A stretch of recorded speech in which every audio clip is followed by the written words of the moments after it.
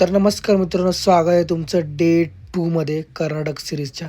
तर आज आपण चाललो आहे होन्नावरला आणि होन्नावरला गेल्यावर आम्ही बघा ही बोट राईड एन्जॉय केली आणि व्ह्यू तर एवढा भारी होता ना, की जाम मस्त वाटलं इकडे.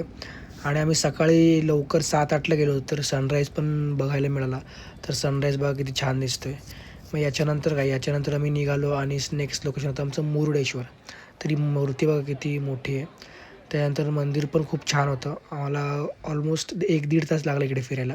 आणि याच्यानंतर मग आम्ही पोहोचलो याना केव्जला. तर हे बघा, हे याना केव्ज म्हणून फेमस ठिकाण आहे.